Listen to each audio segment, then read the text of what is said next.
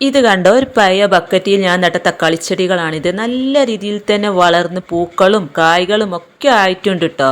അപ്പോൾ അതാ അതിൻ്റെ ചുവട്ടിൽ ഞാൻ പഴയ കേടുവന്ന ഇലകളൊക്കെ ഞാൻ കട്ട് ചെയ്ത് മാറ്റിയിട്ടുണ്ട്. അതുപോലെ തന്നെ 2-3 കമ്പൊക്കെ കുത്തിക്കൊടുത്ത് താങ്ങായി കൊടുത്തിട്ടുണ്ട്. അപ്പോൾ നമുക്ക് അടുത്തൊരു വളം കൊടുക്കേണ്ട സമയമായിട്ടുണ്ട്. അപ്പോൾ അതിൻ്റെ ചുവട്ടിൽ നിന്ന് വല്ലാതൊന്നും മണ്ണ് ഇളക്കി കൊടുക്കുന്നില്ല, വേരൊക്കെ പൊട്ടിപ്പോവും.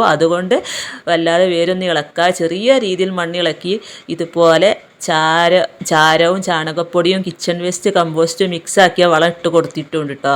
എന്നിട്ട് അതിൻ്റെ മുകളിലോട്ട് നല്ല രീതിയിൽ മണ്ണിട്ട് കൊടുത്ത് ഉണങ്ങിയ കരിയില കൊണ്ടൊക്കെ പുതയിട്ട് കൊടുക്കണം. ഇപ്പോൾ നല്ല ചൂടാണല്ലോ, അപ്പോൾ നല്ല രീതിയിൽ പുതയിട്ട് കൊടുത്ത് അതിൻ്റെ ചുവട്ടിൽ എപ്പോഴും നല്ലൊരു നനവ് നിലനിർത്തുകയും ചെയ്യും. ഇത് നല്ല രീതിയിൽ തന്നെ 2 നേരവും നനച്ച് കൊടുക്കുക. ഇഷ്ടം പോലെ തക്കാളി നമുക്ക് ഇതിൽ നിന്ന് വിളവെടുക്കാനായിട്ട് സാധിക്കും. തക്കാളിയുടെ ഒരുപാട് വീഡിയോ ഞാൻ മുമ്പ് ചെയ്തിട്ടുണ്ട്, കാണാത്തവരുണ്ടെങ്കിൽ അതൊക്കെ ഒന്ന് കണ്ടു നോക്കുക. അപ്പോൾ ഇത്രയും കാര്യങ്ങൾ ശ്രദ്ധിച്ചാൽ അടിപൊളിയായിട്ട് തക്കാളി കിട്ടുന്നതാണ്.